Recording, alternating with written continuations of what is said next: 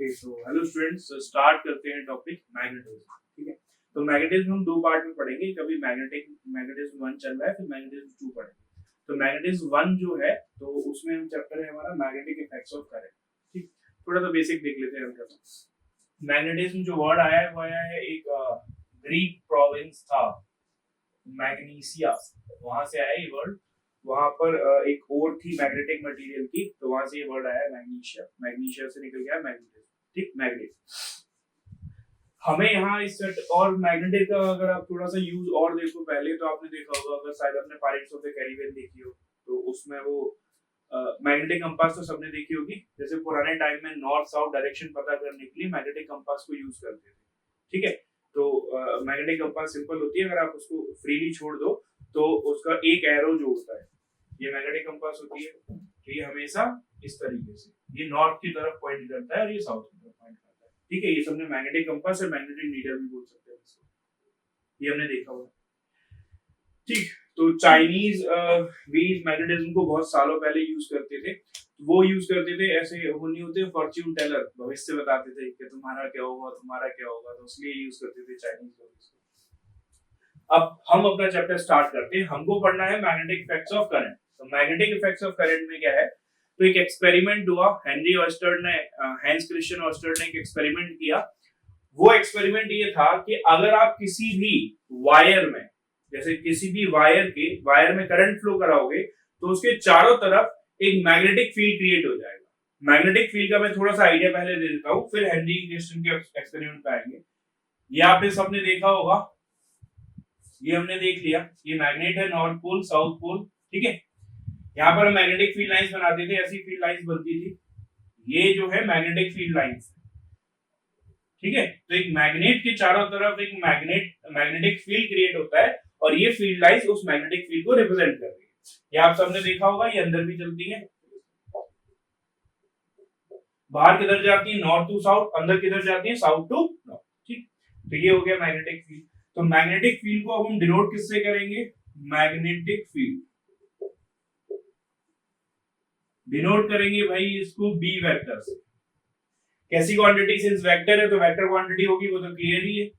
ऐसा यूनिट जो होगी वो इसकी आपको एक बार बता रहा हूं, याद रहेगी, टेस्ला मोटर्स आपने सुना होगा, एलन मस्क की जो कंपनी है, तो वो रखा गया है। वो टेस्ला जो नाम है वो निकोला टेस्ला से लिया गया है। तो निकोला टेस्ला जिन्होंने एसी में बहुत कंट्रीब्यूशन था। इलेक्ट्रिसिटी दो टाइप की होती है, एसी और डीसी। तो एसी में उनका काफी कंट्रीब्यूशन था निकोला टेस्ला का। तो ऐसा यूनिट होती है इसकी टेस्ला, जिसको हम कैपिटल टी से डिनोट करते हैं। टेस्ला की गाड़ियां याद होंगी तो उसी से याद रखना। तो मैग्नेटिक फील्ड हो गया बी से रिप्रेजेंट करेंगे, और ऐसा यूनिट क्या होगी आपकी, टेस्ला। ठीक है, ये अब हेनरी जो ऑयस्टर्ड थे उनका एक्सपेरिमेंट भी देख लेते हैं।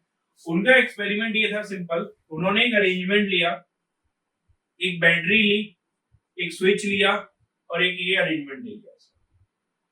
इसके नीचे उन्होंने ये मैं दिखा दे रहा हूं, इसके नीचे उन्होंने क्या रखा, ये बैटरी का ईएमएफ ई, स्विच ई के। शुरुआत में इसमें कोई करंट नहीं था। इसके नीचे उन्होंने एक मैग्नेटिक नीडल को रखा। तो जब उन्होंने इसके नीचे मैग्नेटिक नीडल को रखा तो इस तरीके से मैग्नेटिक नीडल थी, ये मैग्नेटिक नीडल है, ये उसका नॉर्थ पोल था, ये उसका साउथ पोल था। तो शुरुआत में जैसे ही उन्होंने स्विच को ऑन किया, तो इसमें करंट फ्लो होने लगा। जैसे ही इसमें करंट फ्लो हुआ तो ये मैग्नेटिक नीडल जो है वो डिफ्लेक्ट हो गई। ठीक है, तो जैसे ही स्विच में करंट फ्लो हुआ, मैग्नेटिक नीडल डिफ्लेक्ट हो गई। तो इससे क्या कंक्लूजन निकला कि अगर किसी वायर में करंट प्रोड्यूस होता है, तो वो अपने चारों तरफ क्या क्रिएट कर देता है, it produces magnetic field around. कोई भी वायर है, आपके रूम में भी बहुत सारे वायर होंगे, उसमें करंट फ्लो हो रहा है, उसके चारों तरफ हल्का सा मैग्नेटिक फील्ड होगा। हल्का सा क्यों, वो हम नेक्स्ट में बताएंगे। तो मेनली ये है, अगर आपके पास कोई भी वायर है, उसमें अगर करंट कैरी हो रहा है तो उसमें उसके चारों तरफ मैग्नेटिक फील्ड होगा। तो current carrying wire produces magnetic field around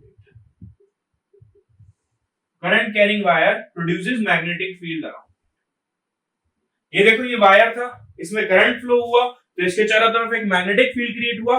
magnetic field ने इस मैग्नेटिक नीडल को क्या कर दिया, डिफ्लेक्ट। तो सिंपल है, मान लो ये वायर है तो इसमें करंट फ्लो होगा तो इसके चारों तरफ एक मैग्नेटिक फील्ड क्रिएट होगा। अगर मैं कोई कंपास इसके पास लाऊंगा तो वो डिफ्लेक्ट हो जाएगी। ठीक, तो current carrying wire produces magnetic field around it.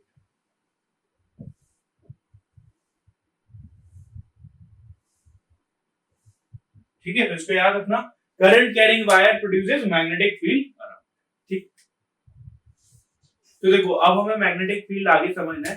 Magnetic field एक वेक्टर क्वांटिटी है, तो उसको समझने से पहले हमें थोड़ा एक टॉपिक थोड़ा सा पढ़ना पड़ेगा जो क्लास 11th का टॉपिक है, वेक्टर क्रॉस प्रोडक्ट। ठीक है, तो मैं वेक्टर क्रॉस प्रोडक्ट हल्का सा आपको बता रहा हूँ।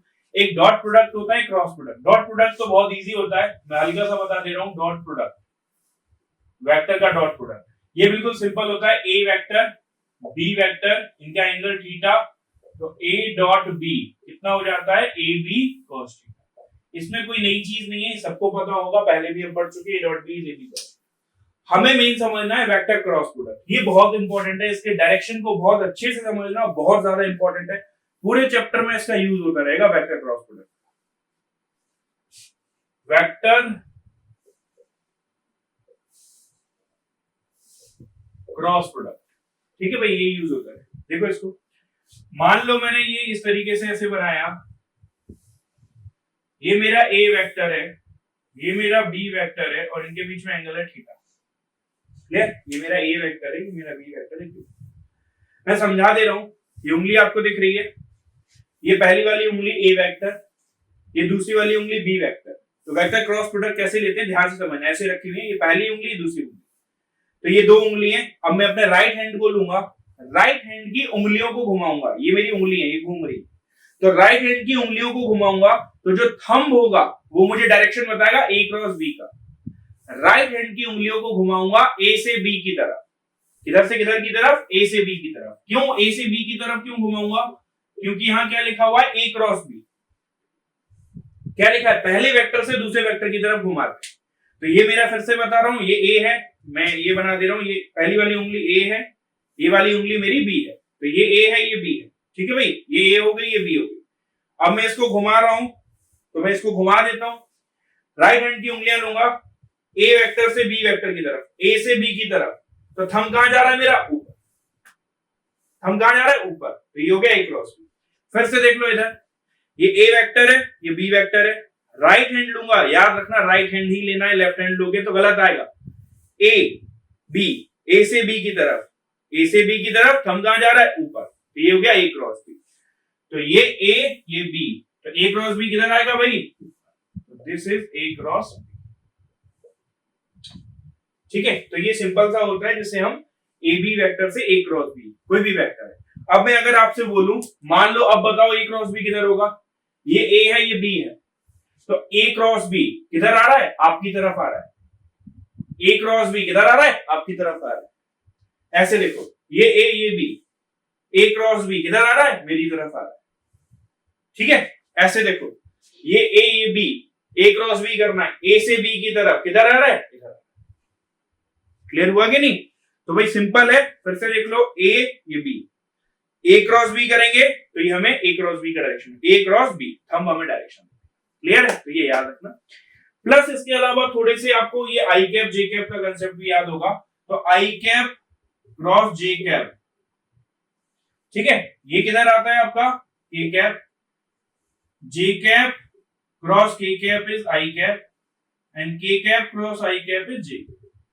ये याद रखने का तो बिल्कुल सिंपल तरीका होता है, आई जे, ऐसे घूमोगे, आई क्रॉस जे करोगे तो के आएगा, जे क्रॉस के करोगे तो आई आएगा, के क्रॉस आई करोगे तो जे आएगा। ठीक है, ये से बिल्कुल सिंपल। ऐसे घूमोगे तो पॉजिटिव। लेकिन अगर आप उल्टा घूम गए, जे क्रॉस आई कर दिया, तो क्या आ जाएगा भाई, जैसे आई क्रॉस जे क्या आया, आई क्रॉस जे के आ गया, जे क्रॉस के कितना आ गया, आई। अब आई क्रॉस के कितना आ जाएगा, आई क्रॉस के उल्टा घूम रहा हूं तो माइनस, जैसे ये था हमारा, कोई भी वैल्यू ले लो आप इसकी, जैसे मैं उल्टा घूम के लिखा था आई क्रॉस के, तो आई क्रॉस के इज माइनस। ठीक है, ये सिंपल है। मेन चीज है ए क्रॉस बी, समझ लो, ए क्रॉस बी बहुत इंपॉर्टेंट है, A B, A cross B. ठीक है, तो देखो भैया बायोट सावर्ट लॉ, तो बायोट सावर्ट लॉ देख लेते हैं। तो बायोट सावर्ट लॉ,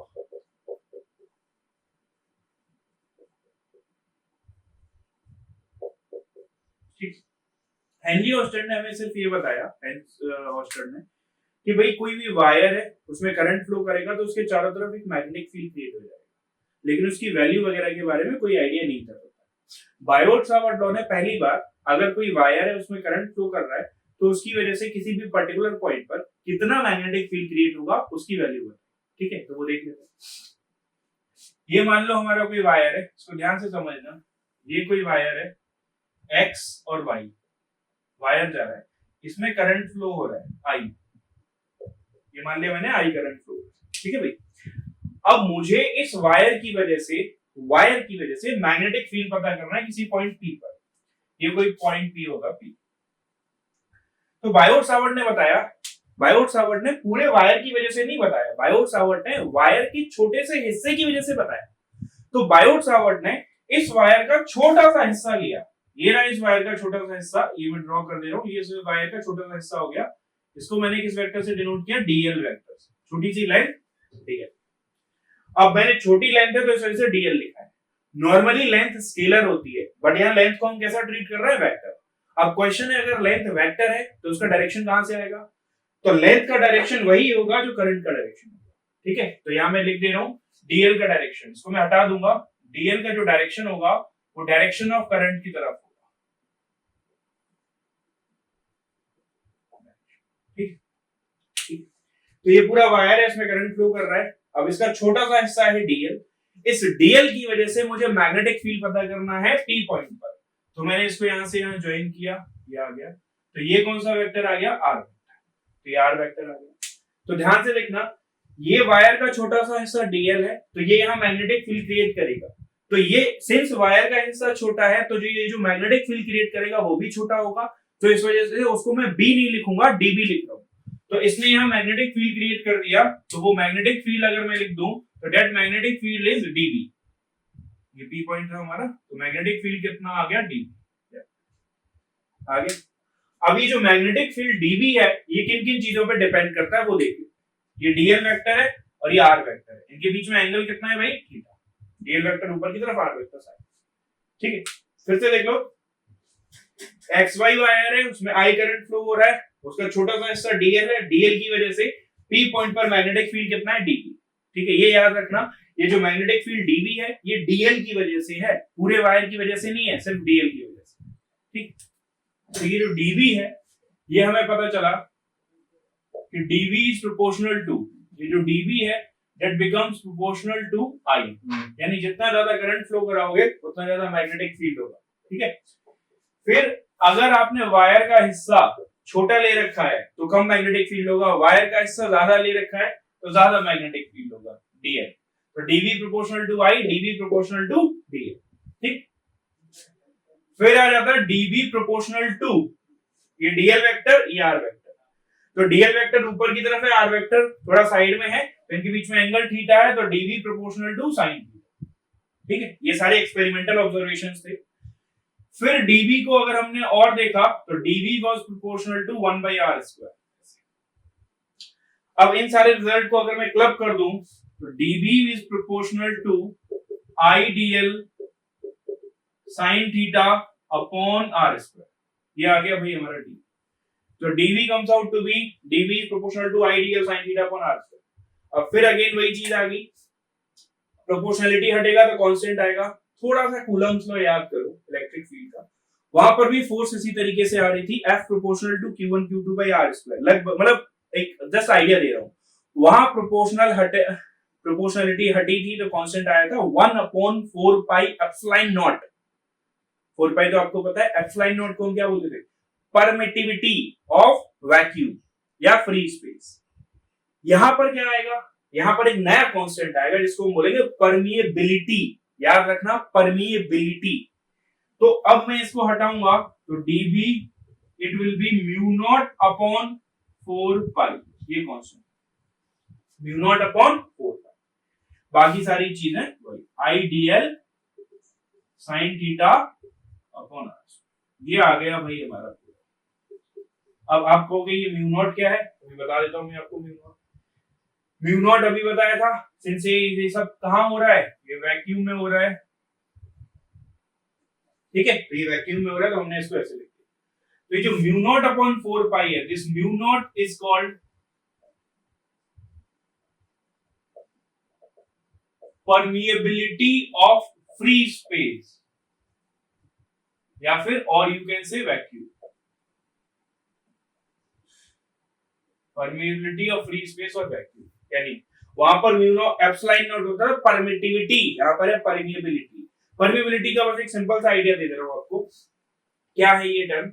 आगे जाके हम काफी टाइप्स ऑफ मटेरियल पढ़ेंगे, पैरामैग्नेटिक, डायमैग्नेटिक, फेरोमैग्नेटिक। जब magnetic field lines, just idea दे रहा हूं, जब मैग्नेटिक फील्ड लाइंस किसी के अंदर से ज्यादा एंटर पास होती हैं, किसी सब्सटेंस के अंदर से, तो यानी वो सब्सटेंस, मैग्नेटिक फील्ड लाइन उसके अंदर एंटर कर सकती हैं, तो यानी वो सब्सटेंस क्या है, परमिएबल है। परमिएबल मतलब जिसके अंदर हम एंटर कर सकते हैं। तो अगर मैग्नेटिक फील्ड लाइन किसी सब्सटेंस के अंदर अच्छी तरीके से एंटर कर सकती है, तो यानी उसकी परमिएबिलिटी क्या है, हाई है। ये सिंपल मतलब है। कोई भी सब्सटेंस उसके अंदर मैग्नेटिक फील्ड लाइन एंटर कर सकती है अच्छे से, जितना ज्यादा एंटर करेंगी उतनी ही उसकी परमिएबिलिटी ज्यादा। वैल्यू क्या होती है, वैल्यू बता दे रहा हूं, म्यू नॉट अपॉन 4 पाई की वैल्यू होगी 10 to the power -7 tesla metre पर एम्पीयर। ये किसकी वैल्यू है, याद रखना, म्यू नॉट अपॉन 4 पाई। तो म्यू नॉट की वैल्यू कितनी हो जाएगी, तो म्यू नॉट की वैल्यू होगी 4 पाई इंटू 10 की पावर -7 टेस्ला मीटर पर, ये म्यू नॉट, ठीक है भाई, वो म्यू नॉट अपॉन 4 पाई के म्यू नॉट। तो ये हमें समझ आ गया। फिर से देख लो, वायर एक्स वाई है, वायर का छोटा सा डीएल, डीएल आर डिस्टेंस पे हमें मैग्नेटिक फील्ड क्रिएट करना है डीवी, तो डीवी इन सब के प्रोपोर्शनल आया, dv proportional to I dl sin theta upon r square, proportionality आ गया mu naught upon 4 pi, mu naught upon 4 pi की वैल्यू किया। अब लेकिन एक और दिक्कत है, ठीक है, वो दिक्कत क्या है वो भी देख लो भाई। अभी हमने क्या किया, जैसे इसको मैं हटा दे रहा हूं, इस वाली चीज को,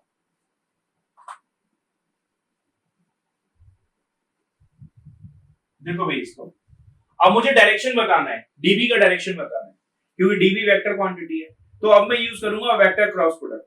देखो वेक्टर क्रॉस प्रोडक्ट अभी मैंने आपको बताया था, ये इस तरीके से होता है, ये ए होता है हमारा, ये बी होता है, ये थीटा एंगल है, तो ए क्रॉस बी करूंगा तो ए क्रॉस बी कहां आता है, ए क्रॉस, ये सबको पता है। अब मुझे डीबी का डायरेक्शन बताना है। ये डीबी की मुझे वैल्यू मिल चुकी है, ये डीबी की वैल्यू है, इसको ध्यान से समझना, डीबी की वैल्यू है mu not I DL sine theta upon 4 pi R square, ये वैल्यू है। अब मुझे डायरेक्शन का कोई आइडिया नहीं मिल रहा, तो मैं इसको मल्टीप्लाई कर देता हूं, multiply and divide by R vector, तो इससे मुझे डीबी कितना मिल गया, तो DB is mu not I, R का ऊपर मल्टीप्लाई किया, आर का नीचे मल्टीप्लाई किया, mu not I DL R sine theta upon 4 pi, R ऊपर चला गया, आर स्क्वायर पहले से है तो यहां क्या आ जाएगा, आर, ये आ गया। अब थोड़ा सा ध्यान से देखो और बताओ, अभी मैंने फॉर्मूला आपको बताया, ए क्रॉस बी कितना होता है, ए बी साइन थीटा, ध्यान से देखना, ए क्रॉस बी होता है ए बी साइन थीटा। यहाँ पे क्या लिखा हुआ है, इनको ध्यान से देखो, ये क्या लिखा हुआ है आपका, डीएल आर साइन थीटा, ये हमारा किसका रोल प्ले कर रहा है, डीएल ए का, आर किसका रोल प्ले कर रहा है, बी का, और ये साइन थीटा तो साइन थीटा है ही, तो ये हमारा क्या लिखा हुआ, ए बी साइन थीटा, तो ए बी साइन थीटा को क्या लिख सकते हैं हम, ए बी साइन थीटा को ए क्रॉस बी, तो अब मैं इसको क्या लिख दूंगा, तो अब डीबी का फॉर्मूला कितना आ जाएगा, dB will be mu not I upon 4 पाई। आई को मैंने बाहर रखा है क्योंकि आई जो है वो स्केलर क्वांटिटी होता है, तो अब मैं क्या करूंगा, ऊपर कितना आ जाएगा, डीएल क्रॉस आर अपॉन कितना आर, तो भाई ये आपका फाइनल रिजल्ट आ गया। अब मैं यहां वेक्टर लगा दूंगा, ये जो इक्वेशन है ये स्केलर थी और ये जो नई इक्वेशन है ये वेक्टर थी। अब वेक्टर जो है वो हमें डायरेक्शन बता देगा कि डायरेक्शन किधर है, डायरेक्शन होगा डीएल क्रॉस आर की तरफ, तो डीएल क्रॉस आर अभी निकाल के दिखाऊंगा मैं, डीएल क्रॉस आर किधर होगा, तो डीएल क्रॉस आर देखो भाई, ठीक है, डीएल या डायरेक्शन देखो ध्यान से, डीएल कहां है, अभी बताया था डीएल ऊपर है, ये देखो ऊपर दिख रहा है, तो डीएल ऊपर है, आर किधर है, ये रहा, तो ये रहा, ऐसे दिख रहा है ये।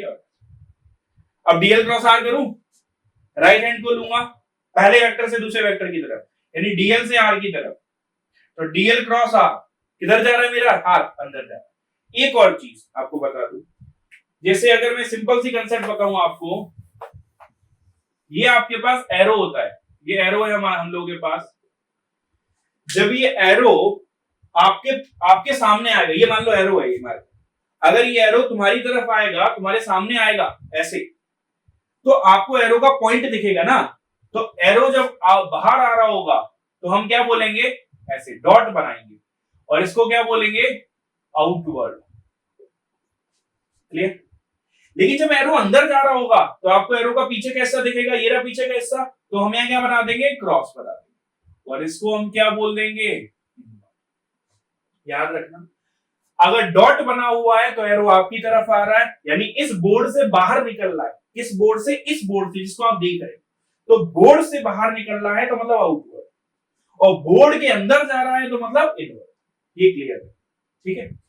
मेट्रो आपने देखी हो, जैसे मेट्रो आप प्लेटफॉर्म पे खड़े हो और आपकी मेट्रो छूट गई, तो मेट्रो जब आपसे दूर जाती है तो उसके पीछे आपको कैसा साइन दिखता है, क्रॉस दिखता है, क्योंकि वो आपसे दूर जा रही है। तो ये एरो आपसे दूर जा रहा है तो क्रॉस, आपके पास आ रहा है तो डॉट। अब इधर आ जाओ डायरेक्शन, डीबी का डायरेक्शन क्या है, डीएल क्रॉस, तो डीएल क्रॉस आर, डीएल किधर है, आर किधर है, तो अब मैं बताऊं DL cross R, right hand लूंगा पहले वेक्टर से दूसरे वेक्टर की तरफ, तो ये डीएल है, ये आर है, तो डीएल क्रॉस किधर जा रहा है मेरा थंब, डीएल क्रॉस, तो यहां पे मैं क्या लगा दूंगा भाई, क्रॉस, तो ये हो जाता है मेरा क्रॉस। ठीक है, तो डीबी का डायरेक्शन जो यहां मैंने बताया वो मुझे का डी, तो ये पूरा देख लो, ये स्केलर फॉर्म है और ये वेक्टर फॉर्म। आगे हमें क्या करना है, बायोट-सावर्ट लॉ ने हमें पूरे वायर की वजह से नहीं बताया, लेकिन वायर के छोटे से हिस्से की वजह से मैग्नेटिक फील्ड बताया। तो हम क्या करेंगे, आगे वायर का छोटा सा हिस्सा लेंगे, उसका मैग्नेटिक फील्ड लिख देंगे, और अगर हमें पूरे वायर की वजह से चाहिए होगा तो हम इंटीग्रेट कर देंगे, इंटीग्रेशन सब हिस्सों को जोड़ देगा तो हमारे पास फाइनल रिजल्ट आ जाएगा। ठीक है, तो देखो अब हमें क्या करना है, magnetic field due to straight current finite wire, current carrying finite. अब हम एक वायर लेंगे, स्ट्रेट वायर, मेन पॉइंट याद रखना, वायर स्ट्रेट होना चाहिए और करंट तो होना ही होना चाहिए। ठीक है, और फाइनाइट वायर है, इस बार हमारा फाइनाइट वायर है, एक पॉइंट से स्टार्ट करेगा दूसरे पॉइंट पे खत्म। तो मैं इसका फिगर बना लेता हूं, देखो इसको ध्यान से, ये रहा हमारा वायर, लेट्स सपोज वायर हमारा एक्स पे स्टार्ट हो रहा है, वाई पे जाके खत्म हो रहा है, इसमें करंट फ्लो कर रहा है आई, ठीक है भाई, करंट तो जा ही रहा है, इसकी वजह से मुझे मैग्नेटिक फील्ड पता करना है किसी भी पॉइंट पी पर। तो मैं क्या करूंगा, बायोट-सावर्ट लॉ यूज करूंगा। तो बायोट-सावर्ट लॉ क्या बोलता है भाई, भाई आप वायर का एक छोटा सा हिस्सा ले लो, तो वायर का आपने छोटा सा हिस्सा ले लिया, ये वायर का छोटा सा हिस्सा है, बताया था आपको डीएल, ये वायर का, अच्छा मैं ये कोई पॉइंट ले लूंगा वायर पे ओ, अब डीएल कैसे लूंगा उसका भी तरीका है, मैं एल डिस्टेंस पर जाऊंगा, वायर से कितने डिस्टेंस पे जाऊंगा, एल डिस्टेंस पे गया, और वहां पर मैंने एक वेक्टर ले लिया डीएल, यहाँ पे मैं लिख दे रहा हूँ, एल डिस्टेंस पे गया, ये रहा एल डिस्टेंस, और यहाँ पर वेक्टर ले लिया मैंने डी, एल डिस्टेंस पे जाके मैंने डीएल वेक्टर ले लिया। ठीक है, और इस पॉइंट पे मुझे पता करना है, जिस भी पॉइंट पे मुझे पता करना है उस पे मैं लिख दूंगा, मुझे वो पॉइंट जो मैंने ले रखा है इसके सामने पता करना है। तो समझ आ रहा है, मैंने छोटा सा हिस्सा लिया वायर का डीएल, कितने डिस्टेंस पर ले रखा है, एल डिस्टेंस पर, वो पॉइंट से एल डिस्टेंस पर एक छोटा सा हिस्सा लिया डीएल, और उसकी वजह से मुझे मैग्नेटिक फील्ड पता करना है। तो मैग्नेटिक फील्ड कितना आएगा, ये वेक्टर है हो गया हमारा, इसको मैं कैपिटल आर, ठीक है भाई, ये रहा हमारा पी पॉइंट, इसको थोड़ा ध्यान से देखना, तो ये हो जाएगा हमारा थीटा जो हमने पढ़ा हुआ है। तो मैं छोटा सा मैग्नेटिक फील्ड लिख दूंगा बायोट-सावर्ट लॉ के अकॉर्डिंग, तो dB कितना आ जाएगा हमारा, तो dB will come out to be, dB will be I dl sin theta upon 4 pi r। अब इसमें एक दिक्कत आएगी जब आप इसको इंटीग्रेट करोगे, तो हमने हमारे सिलेबस में सिंगल वेरिएबल इंटीग्रेशन है, लेकिन यहाँ पर इंटीग्रेशन में काफी सारी चीजें इन्वॉल्व हो रही है। देखो dl एक वेरिएबल है, थीटा भी एक वेरिएबल है, r भी एक वेरिएबल है, स्मॉल r, तो अब दिक्कत है तीन तीन वेरिएबल है, तो क्या करें? तो हम क्या करते हैं, तीनों वेरिएबल को एक नए वेरिएबल में कन्वर्ट करें। तो वो नया वेरिएबल क्या होगा, तो वो मैं डिनोट करूँ, तो वो नया वेरिएबल ये वाला हो जाएगा हमारा फाई। ठीक है, तो 90 डिग्री है और ये ट्रायंगल में ये थीटा था 90, ये मैंने एक एंगल लिया फाई। इससे क्या होगा, अब मैं इस डीएल को, इस साइन थीटा को और आर को किसके टर्म्स में कन्वर्ट कर लूंगा, फाई। तो मेरे एक सिंगल वेरिएबल बचेगा इन टर्म्स ऑफ फाई और उसको इंटीग्रेट करूं। ठीक, तो कैसे करूं? सबसे पहले ये फॉर्मूला लगा देता हूं tan फाई का। tan फाई लगाओ, tan phi is perpendicular by base, L upon R, तो L is R tan phi. Clear? इसको डिफरेंशिएट कर दूं, इस इक्वेशन को डिफरेंशिएट कर रहा हूं, याद रखना डिफरेंशिएट। तो L का डिफरेंशिएशन dl, R तो कांस्टेंट है, sec square phi, tan phi का sec स्क्वायर फाई, फिर फाई बचा उसका डिफरेंशिएशन, सॉरी डिफरेंशिएशन किया मैंने इसका, L equals R tan phi का, L का डिफरेंशिएशन dl, R का R, tan का sec स्क्वायर फाई d। ये हो गया, एक टर्म हमारा खत्म हो गया, dl को वो मैं ये लिख सकते हैं। अब sin थीटा, इस वाले ट्रायंगल को देखो, ये फाई है, ये 90 डिग्री है, इसको मैं हटा दे रहा हूं, 90 डिग्री है, याद रखना फाई 90 डिग्री और थीटा। तो अगर मैं बोलूं ये 90 डिग्री है तो थीटा प्लस फाई कितना हो जाएगा, ये भी 90 डिग्री हो जाएगा ना भाई, टोटल होता है 180 डिग्री, ये और ये 180 होता है, ये 90 हो गया, तो ये दोनों मिलके कितने हो गए, 190। तो theta plus phi is 90 degree, तो what is theta, theta is 90 degree minus phi.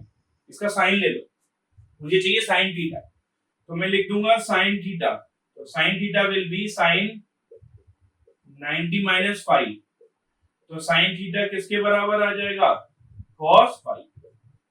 इसको याद रखना, मैं यही लिख दे रहा हूं, sine 90 minus phi is cos phi. तो ये मुझे दूसरा रिजल्ट मिल गया, साइन थीटा को क्या लिख सकता हूं मैं, cos फाई, डीएल को ये लिख सकता हूं, साइन थीटा को cos फाई। नेक्स्ट, अब मुझे r चाहिए, r कैसे हटाऊं, तो मैं फिर ट्रायंगल के पास गया, cos फाई की वैल्यू लिख रहा हूं, cos phi is base upon hypotenuse, तो cos phi is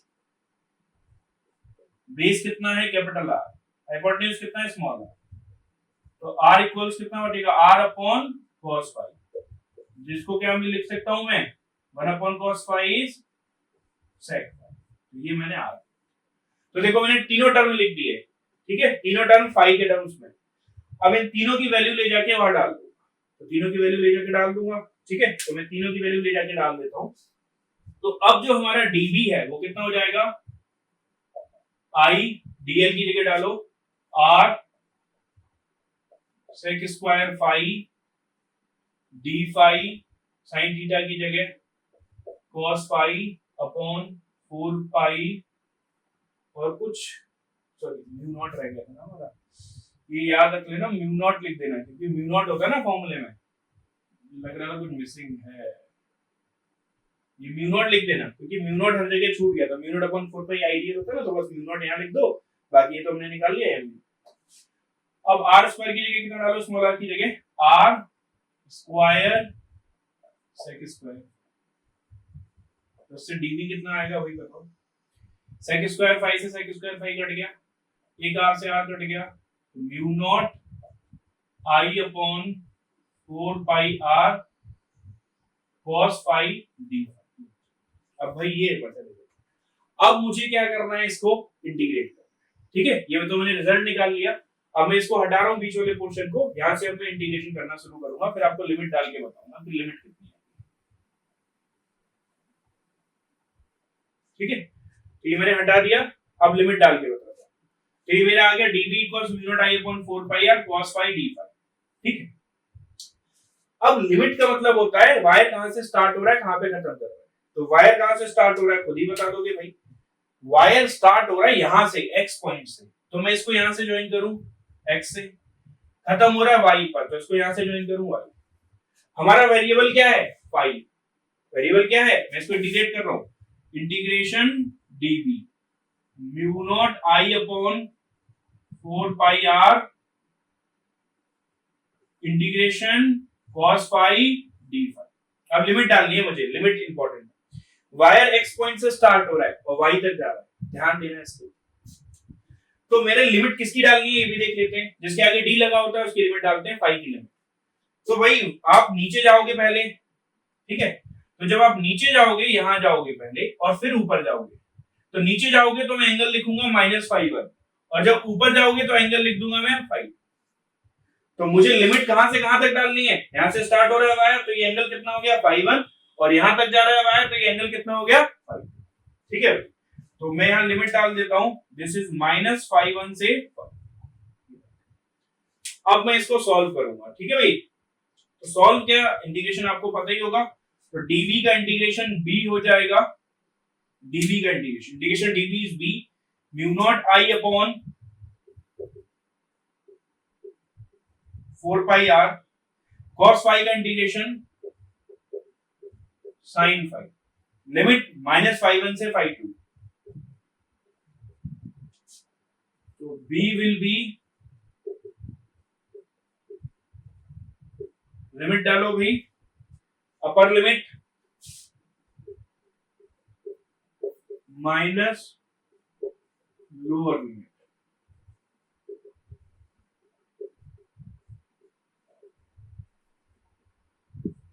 minus minus क्या हो जाएगा, प्लस हो जाएगा, माइनस और माइनस प्लस हो जाएगा, तो sin φ2 प्लस sin φ1। तो मैं इसको बस अरेंज करके लिख दे रहा हूं, तो ये कितना हो गया sin φ1 प्लस sin φ2, तो ये आ गया भाई हमारा रिजल्ट। ठीक है, इसको याद रखना, बहुत इंपॉर्टेंट रिजल्ट है। b equals mu not i upon 4 pi r sin φ1 plus sin φ2। तो देखो अब हमें देखना है direction of magnetic field due to straight wire. आपको अगर क्लास 10th का एक टॉपिक याद हो, एक एक्सपेरिमेंट कराया जाता है, उसमें आपको एक जैसे ये ले लिया, एक वायर लिया और उसमें करंट पास करते हैं, फिर उसके ऊपर आयरन की फिलिंग्स डाल देते हैं। ठीक है, फिर उसमें क्या करते हैं, करंट फ्लो कराते हैं, तो आयरन की फिलिंग्स खुद को किस शेप में अरेंज कर लेती है, सर्कुलर फॉर्म में अरेंज कर लेती है। ठीक है, तो वो जो एक्सपेरिमेंट है 10th का याद आ जाएगा, मैं फिगर बना के दिखा रहा हूँ। चलो इधर ये है कोई कार्डबोर्ड टाइप, ये वायर है, इससे करंट फ्लो के जाता है। ठीक है, इससे करंट ऐसे जा रहा है साइन। अब मुझे मैग्नेटिक फील्ड का डायरेक्शन बताना है, तो मैं इसके ऊपर थोड़ी आयरन की फिलिंग्स डालते हैं, तो आयरन की फिलिंग्स खुद को एक पर्टिकुलर सर्कुलर शेप में अरेंज कर लेती है ऐसे। याद आया कुछ 10th क्लास के एक्सपेरिमेंट? तो ये इसी से हमें मैग्नेटिक फील्ड का डायरेक्शन पता चलता है। कैसे, इधर एरो बनाते हैं, ये बिल्कुल सिंपल है, देखो ध्यान से समझना, बहुत इंपॉर्टेंट है। ये वायर था, ये वायर दिख रहा है, स्ट्रेट वायर। अब मुझे मैग्नेटिक फील्ड का डायरेक्शन, मुझे राइट हैंड का यूज करना है। राइट हैंड में ये मेरा थंब रहेगा, ये सीधा रहेगा, उंगलियां घूम रही हैं, उंगलियां कर्व होंगी, थंब सीधा रहेगा, उंगलियां कर्व होंगी। ठीक है, तो मैं क्या करूंगा, अपने हाथ को ऐसे करूंगा और उंगलियों को घुमाऊंगा, तो मेरा थंब मुझे क्या बताएगा, करंट। थंब क्या बता रहा है, करंट, और घूमती हुई उंगलियां क्या बता रही हैं, मैग्नेटिक। थंब बताएगा करंट और घूमती हुई उंगलियां क्या बताएंगी, थंब करंट, घूमती हुई उंगलियां मैग्नेटिक। देखो ऐसे करंट आई जा रहा है और मैग्नेटिक फील्ड ऐसे चारों तरफ घूम रहा है। ये हो गया हमारा सर्कुलर में घूम रहा है। सिंपल है, याद रखना। ये अब मैं ड्राइंग तो बना नहीं सकता, सिंपल ऐसे याद रख लो, ये आपका थंब, ये आपका उंगली। ठीक है, थंब क्या बता रहा है, करंट, ये क्या बता रहा है, मैग्नेट। और ये कौन सा हैंड होना चाहिए, राइट हैंड। इसका बहुत यूज आने वाला है, इसको ध्यान से समझो। अब मैं अलग अलग पॉइंट पे बता रहा हूँ, ऐसे खड़ा हूँ, ऐसे ऐसे खड़ा हो, ये करंट, मुझे मैग्नेटिक फील्ड बताना है। मान लो वायर के बिल्कुल सामने, इसको समझना, ऐसे रखा, उंगलियां कहाँ जा रही हैं, आपकी तरफ, तो मैग्नेटिक फील्ड किधर हो गया, आपकी तरफ। अब मुझे बताना है यहाँ पर, इधर, तो मैं उंगलियां घुमाता रहूंगा, घुमाता रहूंगा, घुमाता रहूंगा, कब तक, जब तक मैं इस पॉइंट पे ना। जैसे ही मैं इस पॉइंट पे आया तो मेरी उंगलियां कहाँ जा रही हैं, मेरी तरफ, तो यहाँ मैग्नेटिक फील्ड हो गया मेरी तरफ। अब मुझे बताना है इधर, घुमाऊंगा घुमाऊंगा घुमाऊंगा घुमाऊंगा जब तक यहाँ आता है, तो यहाँ पे उंगलियां कहाँ जा रही हैं, इधर। तो देखो डायरेक्शन देख लो राइट हैंड थंब रूल का। मान लो किसी में करंट ऐसे फ्लो कर रहा है, तो ऊपर की तरफ फ्लो कर रहा है, तो मैं अपने थंब को इसकी तरफ अलाइन करूंगा, ऐसे अलाइन करूंगा और उंगलियों को घुमाऊंगा। जिस पॉइंट पे मुझे पता करना है वहां मैं उंगलियों को रोक दूंगा। जैसे मुझे यहाँ पता करना है, तो ये, तो उंगलियां कहाँ जा रही है मेरी, इधर, आपकी तरफ। मान लो इस बार मेरा पॉइंट यहाँ पर है, उसके सामने। तो मैं घुमाऊंगा घुमाऊंगा तब तक घुमाऊंगा जब तक मैं इस पॉइंट पर नहीं पहुंच जाऊंगा। देखो इधर इधर जा रहा है मेरी तरफ। अब मान लो पॉइंट इधर है, तो मैं घुमाऊंगा घुमाऊंगा घुमाऊंगा जब तक इस पॉइंट पर नहीं पहुंच जाऊंगा तब तक। ठीक है, जैसे इसमें करते हैं, ये एक वायर है, इसमें करंट फ्लो कर रहा है, तो आपको मैग्नेटिक फील्ड का डायरेक्शन बताना है, इस जगह बताना है। तो आप क्या करो, अपने थंब को ऐसे करो और उंगलियां घुमाओ। यहाँ उंगलियां ऐसे, उंगलियां घूम रही, उंगलियां कहाँ जा रही, अंदर घुस रही है। उंगलियां अगर अंदर घुस रही है तो अंदर घुसने को क्या बोलते हैं, क्रॉस। तो मैग्नेटिक फील्ड का डायरेक्शन किधर हो गया, पी पॉइंट पर क्रॉस। अब मुझे इस करंट की वजह से इधर बताना है, क्यू पॉइंट पर। तो देखो कैसे करूंगा, वायर इधर है, पॉइंट इधर है, ऐसे किया करंट की तरफ, उंगलियां घुमाई, कब तक, जब तक मैं क्यू पॉइंट पे ना आ जाऊं। याद रखना, जब तक क्यू पे ना आ जाऊं। ऐसे रखी, उंगलियां घुमाई घुमाई घुमाई घुमाई घुमाई, क्यू पे आ गया। क्यू पे उंगलियां कहां जा रही है, बाहर निकल रही है। फिर से देख लो, उंगलियां बाहर निकल रही है, तो क्यू पे उंगलियां बाहर निकल रही है, तो क्यू पे मैग्नेटिक फील्ड कैसा जाएगा। ठीक है भाई, और देखो देखो, मान लो इस तरीके से करंट फ्लो कर रहा है ऐसे। अब मुझे बताना है, मुझे मैग्नेटिक फील्ड इस जगह बताना है, ए पर और बी पर, ए पर और बी। ऐसे ये करंट फ्लो कर रहा है, तो मैं ऐसे रखूंगा थंब को और उंगलियों को घुमाऊंगा। उंगलियां कहां जा रही है, ए पॉइंट पर अंदर, तो यहां मैग्नेटिक फील्ड किधर हो जाएगा, क्रॉस। ठीक, यहां पर किधर हो जाएगा, देखो ये वायर है, पॉइंट जो है इस बार बी पॉइंट वायर के नीचे है, नीचे है। तो ऐसे करूंगा, घुमाऊंगा घुमाऊंगा जब तक कि बी पे ना आ जाऊं। जैसे ही मैं बी पे आऊंगा तो उंगलियां कहां आ रही है, बाहर आ रही है, तो यहाँ पे क्या आ जाएगा, डॉट। तो देखो अभी हमने देखा कि फाइनाइट वायर की वजह से मैग्नेटिक फील्ड जो है वो भी मैंने डिराइव किया था, तो वो निकल के आ गया था हमारा mu not I upon 4 pi R sin phi 1 plus sin phi, ये निकल। ठीक है, डायरेक्शन भी हमने देख लिया था। ऐसे ऐसे थंब को रखना है, उंगलियां घूम रही है, उंगलियां कहां जा रही है, अंदर, तो उंगलियां अंदर जा रही है, तो यहां में ये फाइनाइट वायर था। अब मुझे पता करना है इनफाइनाइट वायर की वजह से। ठीक है, तो magnetic field due to infinite wire, infinite straight wire,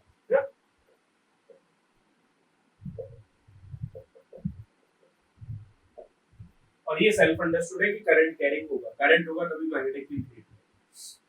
तो ये देखो मेरा वायर है, तो अगर मेरा वायर इनफाइनाइट होगा तो ऊपर चलता जाएगा, तो नीचे भी चलता जाएगा। ये डिस्टेंस कितना हो जाएगा मेरा, r। अब ध्यान से देखो, पी पॉइंट पे पता करना है ये करंट फ्लो का। इस बार मेरा वायर इनफाइनाइट है, नीचे तक जा रहा है और ऊपर तक जा रहा है। अब देखो, अभी यहाँ कितना एंगल बनना था, फाई 1, तो यहाँ पर भी कितना एंगल बनना होगा, फाई 1। लेकिन हमारा वायर रुक थोड़ी रहा है, हमारा वायर तो चलता जा रहा है चलता जा रहा है, तो एंगल बढ़ता जाएगा बढ़ता जाएगा बढ़ता जाएगा बढ़ता जाएगा, तो कितना एंगल हो जाएगा बढ़ के, देखो यहाँ फाई 1 था, एंगल बढ़ेगा बढ़ेगा बढ़ेगा बढ़ेगा, तो कितना एंगल हो जाएगा, 90। तो यहाँ पे फाई 1 कितना डिग्री हो जाएगा।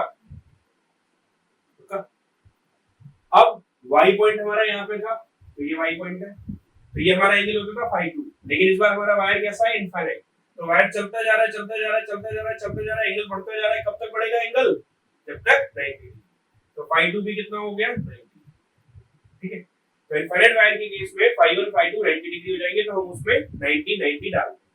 तो मैग्नेटिक फील्ड कितना आएगा, B equal mu naught I upon 4 pi r sin 90 degree, उसमें वैल्यू डाल दी, प्लस sin 90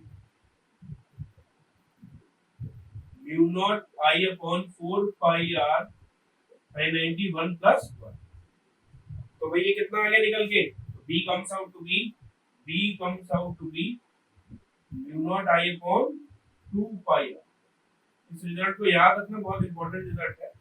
तो magnetic field due to infinite wire कितना आ गया, b equals mu not I upon 2 pi r। ध्यान रखना 2 पाई r। ठीक है, यहाँ ऊपर लिख दे रहा हूं मैं result, b equals mu not I upon 2 pi r। ये किसकी वजह से आया है, फाइनाइट इनफाइनाइट वायर की वजह। डायरेक्शन, करंट ऐसे जा रहा है, ऐसे रखो, उंगलियां घुमाओ, उंगलियां कहां जा रही है, p पॉइंट पर अंदर, तो यहाँ पे क्या बना दूंगा मैं, क्रॉस।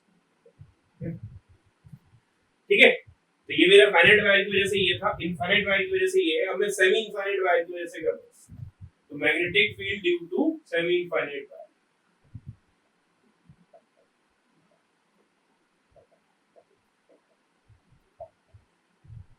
ठीक है भाई, तो देखो इसमें क्या होगा, सेमी इनफाइनाइट वायर, वायर हमारा यहाँ से स्टार्ट करेगा, चलता जाएगा, ये रहा हमारा पॉइंट आर, तो ये हमारा पी पॉइंट होगा इस बार, तो एक्स इसी बार यहाँ पर होगा, वाई चलता जाएगा। तो खुद ही सोचो, पिछली बार फाई 1 नीचे बनता था, पहले फाई 1 कहाँ बनता था, नीचे, लेकिन इस बार तो वायर सामने ही है, भाई यहीं से शुरुआत कर रहा है, तो फाई 1 कितना डिग्री हो गया, 0 डिग्री। लेकिन ऊपर वाला वायर बढ़ता जा रहा है, ये फाई 2 होता था, लेकिन ये बढ़ता जा रहा है, बढ़ता जा रहा है, बढ़ता जा रहा है, तो ये बढ़ता जाएगा, तो फाई 2 कितना डिग्री हो जाएगा, 90।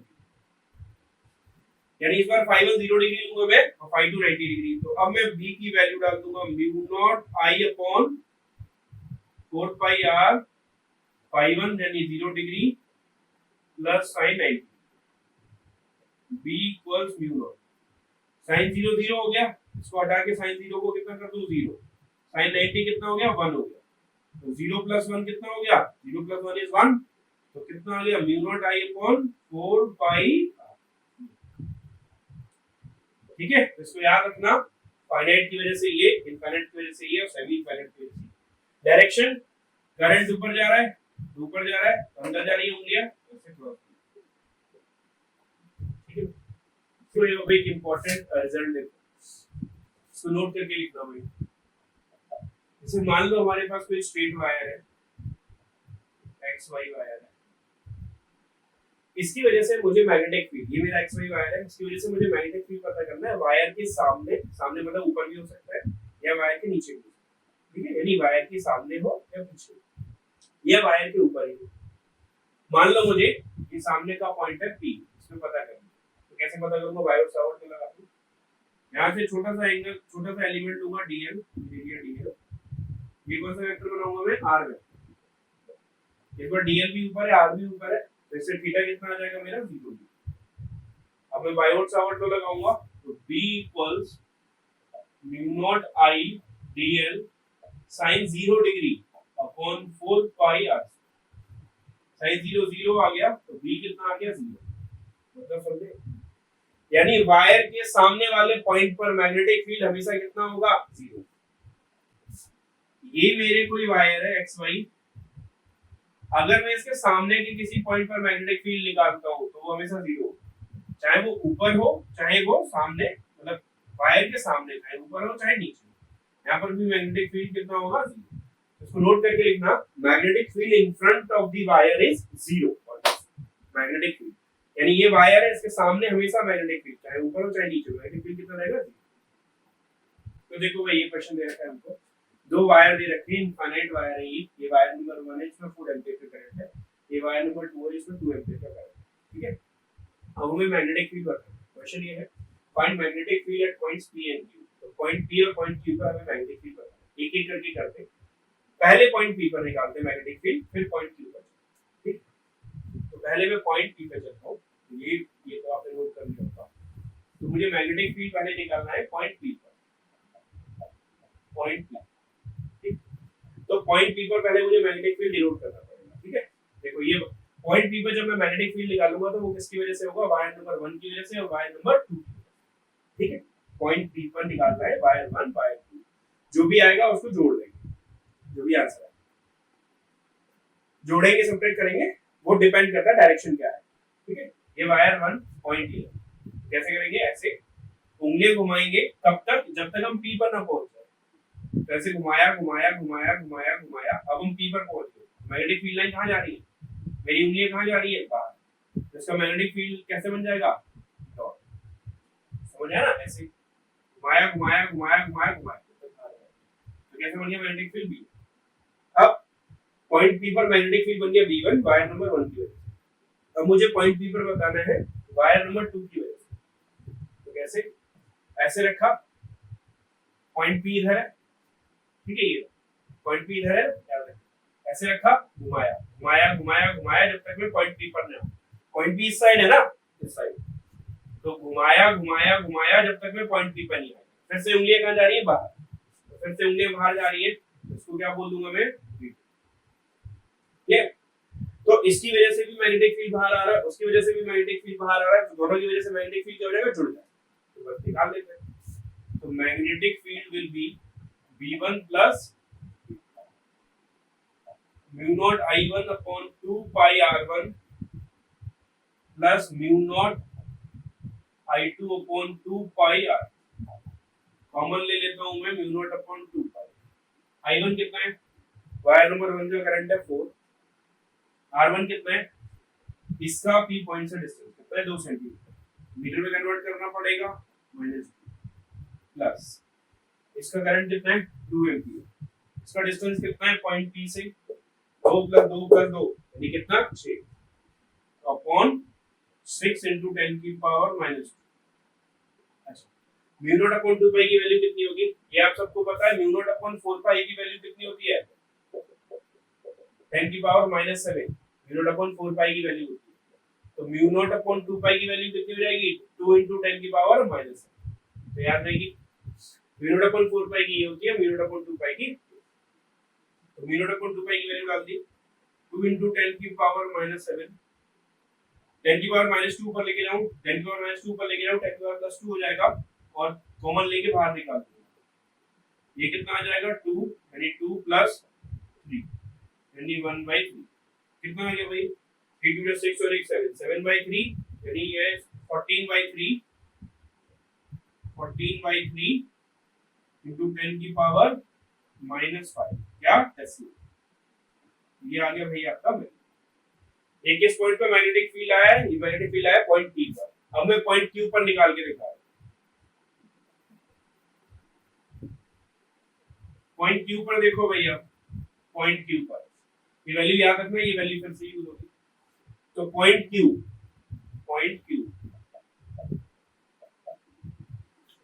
इस बार Q पॉइंट जो है वो यहाँ पर है, तो मैं वायर नंबर 1 की वजह से पता करूंगा, फिर वायर नंबर 2 की वजह से। कहां पता करूंगा पॉइंट Q पर। ये मेरा वायर है, ये रहा Q पॉइंट, ऐसे किया मैंने और उंगलियां घुमाई। Q पॉइंट पर मेरी उंगलियां कहां जा रही हैं, ये ऐसे किया, Q पॉइंट पर मेरी उंगलियां कहां जा रही हैं अंदर। तो इसको क्या लिख दूंगा मैं V1। ये वायर सेकंड पॉइंट इस बार इधर है, ऐसे किया घुमाया घुमाया घुमाया जब तक मैं Q पॉइंट पर नहीं आ गया, आ गया घुमाया घुमाया घुमाया जब तक Q पर नहीं आ गया, उंगलियां कहां जा रही है बाहर। तो यानी इसकी वजह से मैग्नेटिक फील्ड किधर होगा बाहर। इस बार देखो दोनों का डायरेक्शन, एक का अंदर एक का बाहर, तो दोनों मैग्नेटिक फील्ड एक दूसरे को करेंगे कैंसिल। अब क्वेश्चन आता है कौन जीतेगा। इसका करंट है 4 एम्पीयर, उसका करंट है 2 एम्पीयर, दोनों का डिस्टेंस बराबर है, तो भाई ये जीत जाएगा, दिख रहा है। तो मैग्नेटिक फील्ड किसका बड़ा होगा V1 या V2, मैग्नेटिक फील्ड बड़ा होगा V1 का। तो मैं नेट मैग्नेटिक फील्ड क्या निकालूंगा, what is net magnetic field, V1 जीत जाएगा तो V1 माइनस V2। अच्छा, V1 का अंदर की तरफ है, V2 का बाहर की तरफ है, जीतेगा कौन V1। तो जो फाइनल मैग्नेटिक फील्ड आएगा वो अंदर की तरफ ही आएगा, ठीक है। तो V1 कितना है mu not I1 upon 2 pi R1 minus mu not I2 upon 2 pi R। Mu naught upon 2 pi common ले लिया, I1 upon R1 minus I2 upon R। तो म्यू नॉट अपॉन 2 पाई बताया था आपको 2 into 10 की पावर माइनस 7। I1 यहाँ पे पता करना है जब Q पॉइंट पर। ये वायर 1 है, इसका डिस्टेंस कितना है 2, करंट कितना है 4, 4 अपॉन 2 into 10 की पावर माइनस। ये वायर 2 है, इसका Q से डिस्टेंस कितना है 2, ये वायर 2 डिस्टेंस 2, तो माइनस 2 अपॉन 2 into 10 की पावर माइनस 2। ये वैल्यू बताई थी आपको, ये तो वैल्यू पता ही है आपको, ये वैल्यू हो जाएगी आपकी निकल के 2 into 10 की पावर माइनस 7।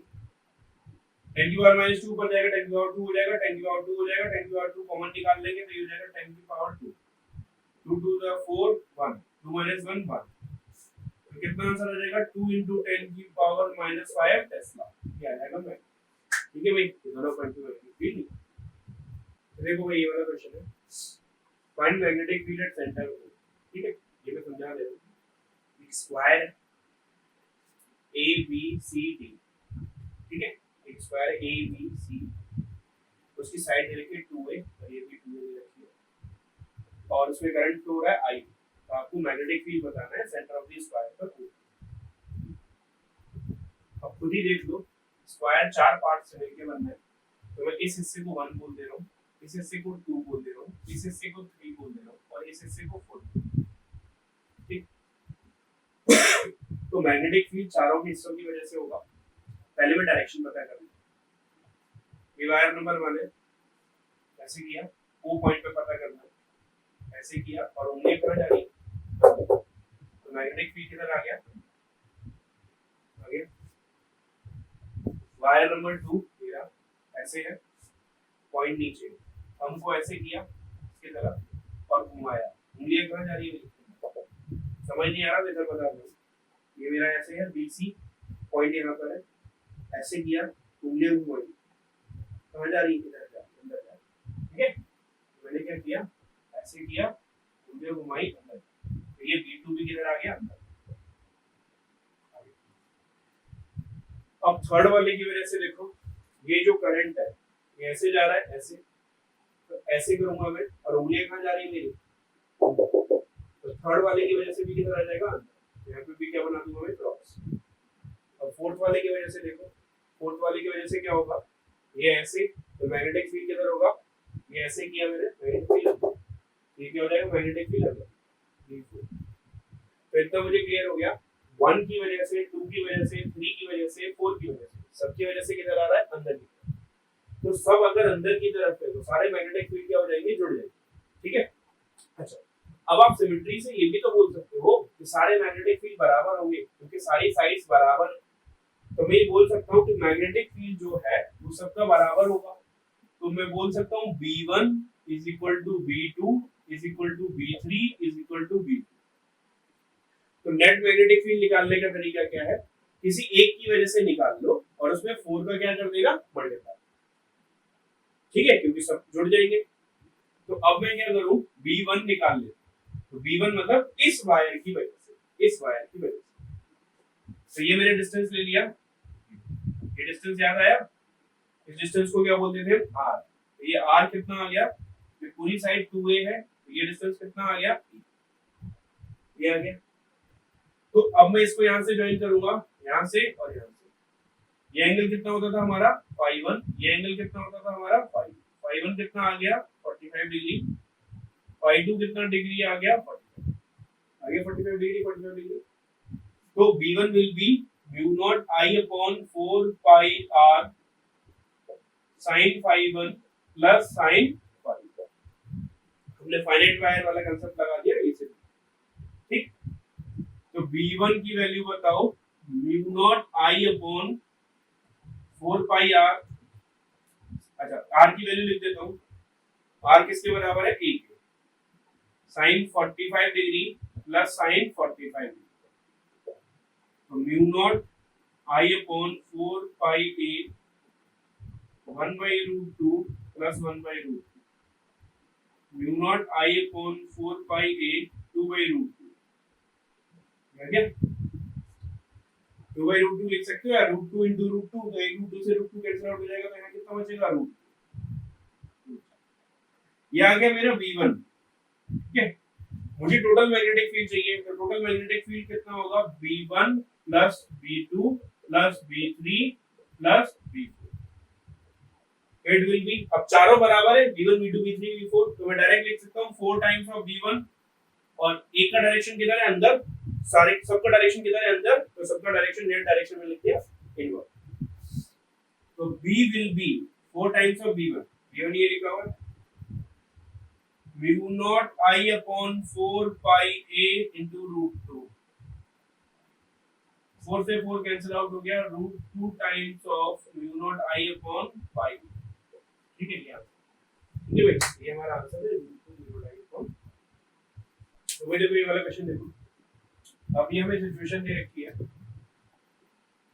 एक वायर आ रहा है, ऐसे ऊपर जा रहा है, इधर से एक डॉटेड लाइन बनी है ना, इंफिनिटी तक जा रहा है इधर, और ऊपर भी इंफिनिटी तक, वायर इधर आ रहा है, इधर इंफिनिटी, इधर आ रहा है और इधर जा रहा है, ठीक है। तो हमें magnetic field, find magnetic field eight point P, इस P पर मैग्नेटिक फील्ड है।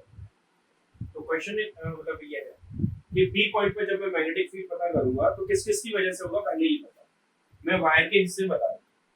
ये फर्स्ट पार्ट जो इधर आ रहा है, ये सेकंड पार्ट जो इधर जा रहा है, ये वाला थर्ड पार्ट जो ये है, और ये वाला फोर्थ पार्ट। तो P पॉइंट पर मैग्नेटिक फील्ड किस किस की वजह से होगा, 1 2 3, तो मैं लिख देता हूं B will be B1 plus B2 plus B3 plus B। अब ध्यान से देखना, आपको एक नोट लगाया था, बताया था, अगर वायर के सामने पॉइंट होता है तो वहां मैग्नेटिक फील्ड कितना होता है, 0।